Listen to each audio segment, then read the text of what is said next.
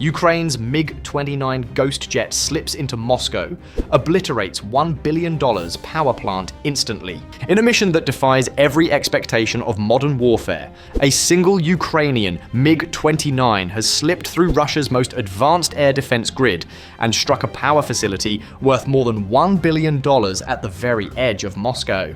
This wasn't just a raid, it was a strategic shockwave delivered by an aging Soviet airframe modified into a stealth Ghost, outsmarting S-400S, Krasukha jammers, and a swarm of interceptors hunting it across the night sky. What unfolded next forced Russia to scramble, recalibrate, and rethink its entire idea of security. Now let's go back to where the operation began.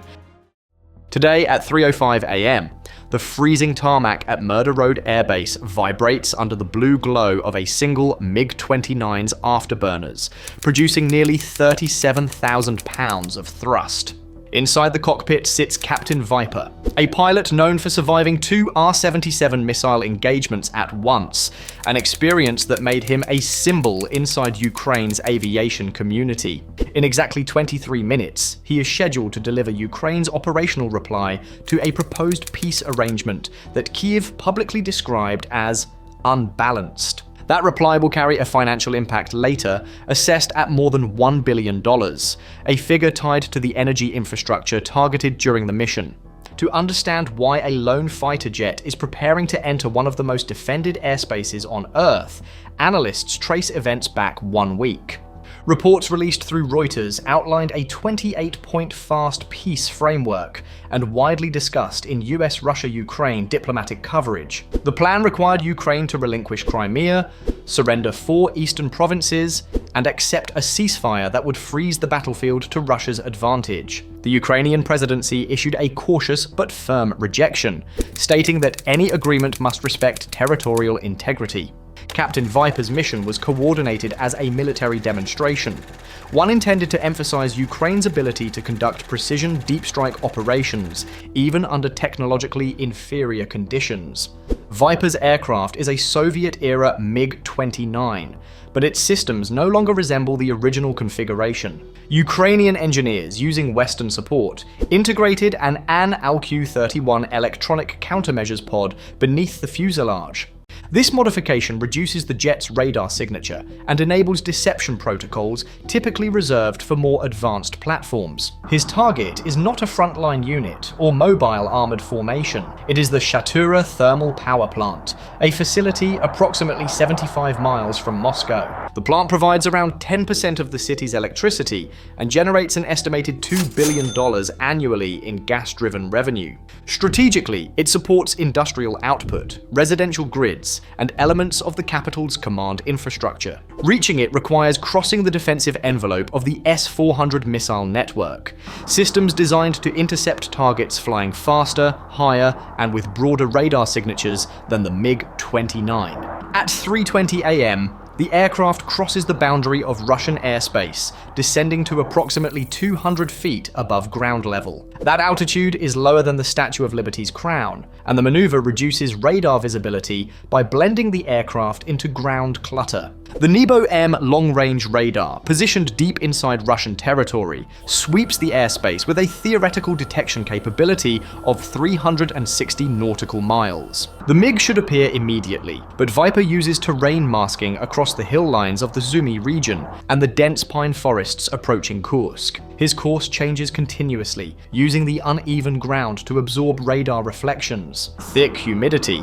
around 85%, adds another layer of interference by causing radar waves to scatter off water vapor hovering above the lakes. For several minutes, the aircraft effectively moves through pockets of degraded sensor coverage. However, flying this low produces operational risk. Air density at that altitude forces the engines to work harder, raising exhaust temperature to around 1,800 degrees Fahrenheit. The MiG becomes a conspicuous infrared signature, even if its radar visibility is diminished. This is where the AN-ALQ-31 pod begins its secondary function, generating frequency hopping countermeasures. Hopping more than 1,000 times per second, it broadcasts Doppler returns that mimic biological flight patterns. To a radar operator, the MiG can resemble a migrating bird cluster, rather than a jet crossing at 600 miles per hour. This technique has limitations, especially as fuel begins to run low. The MiG has approximately 1,200 gallons remaining, enough for roughly 600 miles under normal conditions. Tonight, conditions are not normal.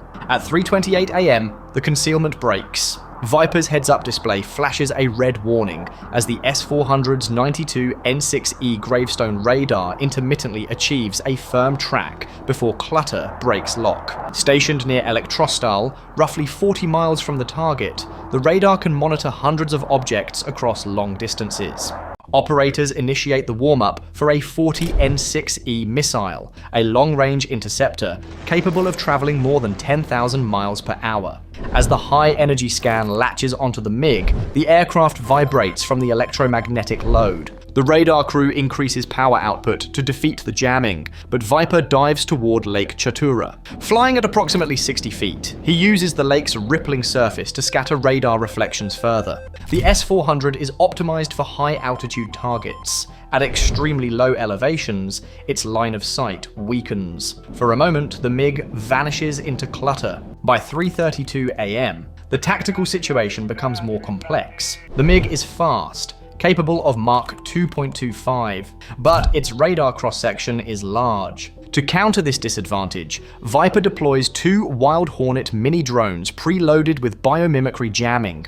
These drones emit electromagnetic patterns that mimic the wing beats of geese. Simultaneously, the MiG's onboard AI analyzes the rotational scan rate of the S-400, identifying a cyclical blind spot lasting 1.9 seconds in each 8-second rotation. By synchronizing his movement with those gaps, Viper navigates through the radar field. Russian operators monitoring their screens observe what appears to be a dense cluster of biological targets. They interpret the anomaly as a false alarm and pause their response. During this phase, an unexpected complication emerges. 20 miles north of the MiG's path, the earlier deployed decoy drones initiate their explosive charges. The resulting shockwave disrupts local airflow and destabilizes the MiG. The aircraft loses several degrees of pitch stability as crosswinds exceeding 50 knots buffet the fuselage.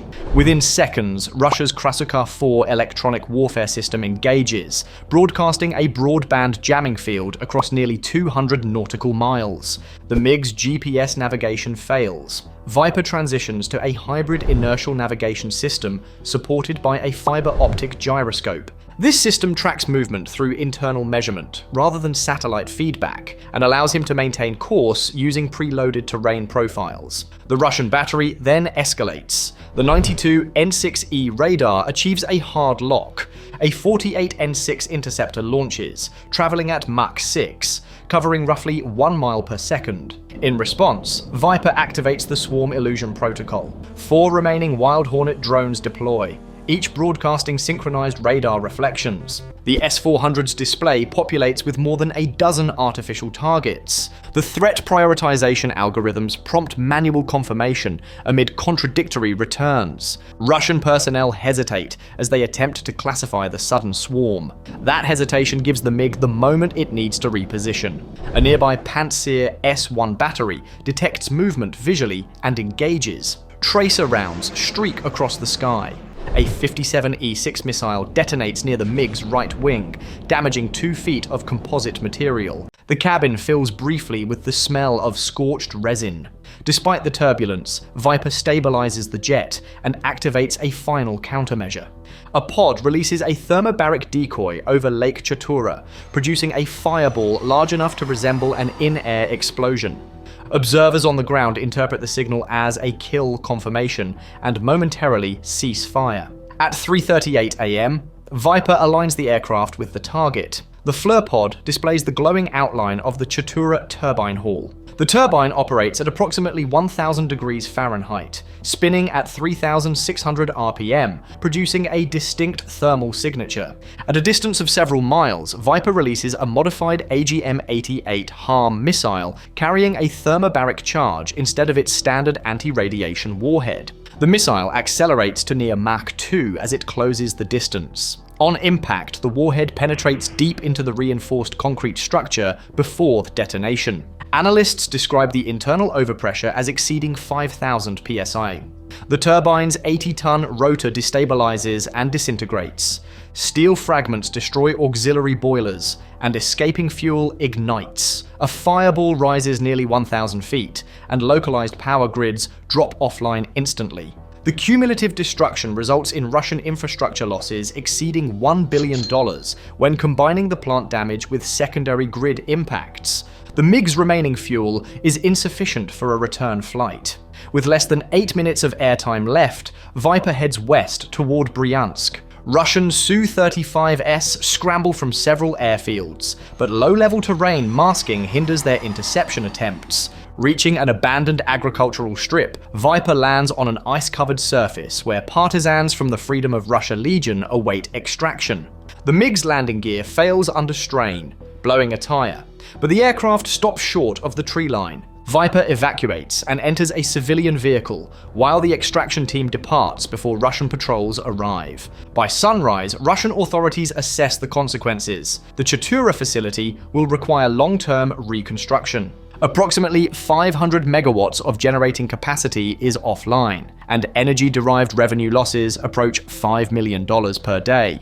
To reinforce remaining sections of the grid, 3 Pantsir batteries are reassigned from active fronts, including Donbass, altering operational balance. These redeployments reduce short-range air defense density on selected fronts. This operation demonstrates the strategic effect of adapting older platforms with advanced electronic warfare and deception tools. It indicates that Ukraine can achieve deep strike precision without relying exclusively on 5th-generation aircraft. The combined effect of infrastructure damage and forced defensive redistribution will likely influence future operational planning in the region. As the situation evolves, Moscow may escalate with advanced aircraft or long-range missiles. The question moving forward is clear. If Russia responds with its most modern assets, how will Ukraine continue leveraging cost-effective countermeasures to offset those threats, while sustaining the momentum gained from tonight's more than $1 billion strategic blow? Thanks for watching. Share your thoughts below.